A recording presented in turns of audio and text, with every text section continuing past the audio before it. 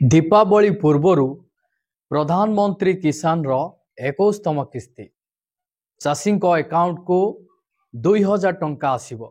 प्रधानमंत्री किसान योजना रो 21तम किस्ती जारी होबाकु जाउची। कौन रही पीएम किसान रो हिताधिकारी मानक पाई नुआ अपडेट। तो आपण मानकु पीएम किसान रो 21तम किस्ती टंका केबे मिलिबो। आपण मानकु दीपावली पूर्वर पीएम किसान रो किस्ती टंका मिलिबो कि नहीं, ता सहित केउ हिताधिकारी माने एथर 4000 टंका पाइबे, केउ चाषी माने एथर 2000 टंका पाइबे, केउ चाषी भाईना मानक अकाउंट रे 2000 टंका किंबा 4000 टंका आसीबाकु जाउची। जहार डिटेल्स मु एई वीडियो माध्यम रे आपण मानकु स्टेप बाय स्टेप जणाइबी। सेथि पई आपण माने वीडियोटी को बिना स्क्रिप्ट रे शेष पर्यंत देखंतु, जहा फल आपण जानि परिबे, बुझी परिबे। जदि चैनल ले नुआ करी आपण वीडियोटी देखुतांती ताहाले वीडियो को लाइक करी चैनल को सब्सक्राइब करी पाखर थिबा घंटी चिन्ह को दबाई दियंतु। तो आसंतु डेरी न करी आरंभ करिबा पीएम किसान रो 21तम किस्ती को नहीं सरकार को तरफ कौन रही नोटिस, जहा समस्त चाषी भाई भौणी मानू जानिबा निहाती दरकार।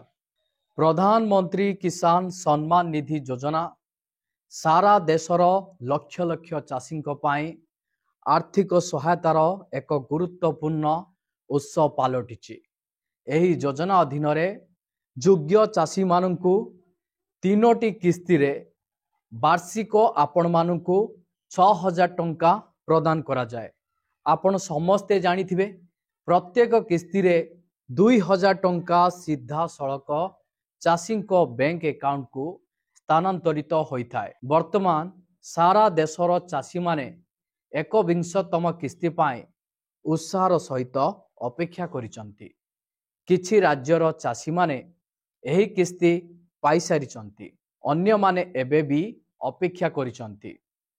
अन्यान्य परिस्थिति को दृष्टि रखी सरकार 3टी राज्यर चाषी मानकु 21तम किस्ती पठाई सारिचंती। आपण मानकर हिमाचल प्रदेश, पंजाब एवं उत्तराखंड रे संप्रति बन्या परिस्थिति जुगु चाषी मानकर बहुत क्षति होइछि। एही प्रभावित चाषी मानकु सहायता प्रदान करिबा पाई सरकार 27 लाख रु अधिक चाषी को 2000 टंकार एक अग्रिम किस्ती हस्तांतर करिसंती। एही निष्पत्ति सेमानक पाई एक बड़ आश्वस्ति प्रमाणित होइछि। आसंतु जानिबा किस्ती आसीबार आशंका तारीख केबे कौन रहिछि। अन्य राज्यर चाषी मानक पाई 21तम किस्ती प्रदान करिबा पाई सरकार एपर्यंत कौनसी सरकारी तारीख घोषणा करिनांती। तथापि विभिन्न गणमाध्यम रिपोर्ट एवं सूत्र अनुଯାयी दीपावली पूर्वर एही राशि चाषी अकाउंट को स्थानांतरित होई पारे। आकलन करा जाउची जे चाषी माने अक्टोबर शेष सप्ताह किंबा नवेम्बर प्रथम सप्ताह रे एही किस्ती पाई पारिबे। जदि यह हुए तेबे यह पर्वपर्वाणी समय रे चाषी भल खबर हेबो। गत किछि वर्षर धारा उपरे आधारित करी सरकार साधारणतः प्रति 4 मासरे एक किस्ती जारी करती। 20तम किस्ती जून किंबा जुलाई रे आसी पहुँची थिला, तेणु 21तम किस्ती अक्टोबर किंबा नवेम्बर रे आसीबार आशा करा जाउची। तथापि चाषी मानकु केवल सरकारी घोषणा उपरे निर्भर करने को परामर्श दिया जाउची। सेमाने सोशल मीडिया रे सुप्रसारित गुजब एवं अनधिकृत सूचना को एड़ेवा उचित। आसंतु जानिबा पीएम किसान रो 21तम किस्ती पाई बाध्यतामूलक ई-केवाईसी काहींकि रहिछि। देखंतु प्रधानमंत्री किसान सम्मान निधि योजना अधीन रे किस्ती पाइबा पाई ई-केवाईसी बाध्यतामूलक करा जाइछि।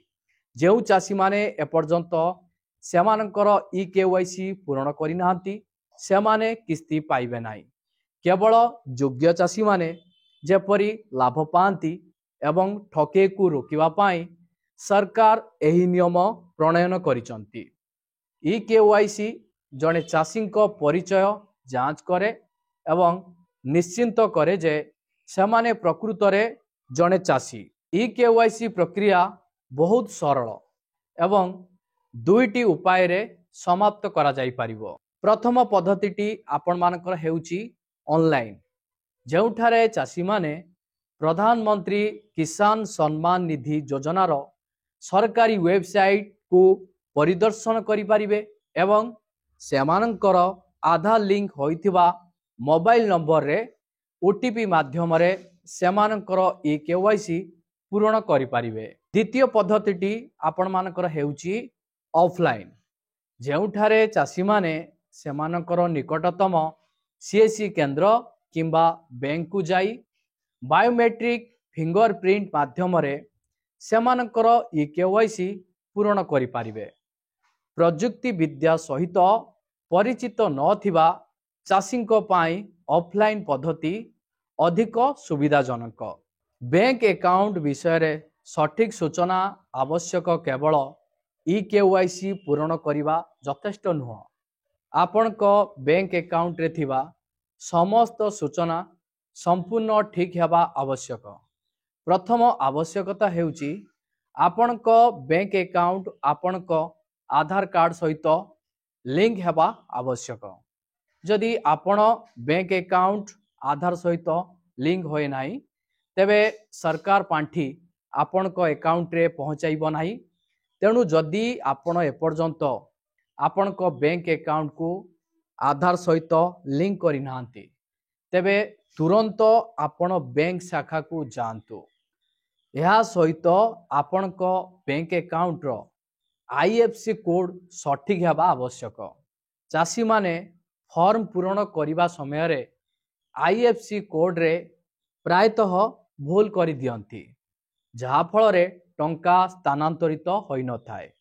जदि आपण मानकर बैंक अकाउंट कौनसी कारणरू बंद किंबा निष्क्रिय होई जाए तेबे टंका मध्य जमा हेबो नाही।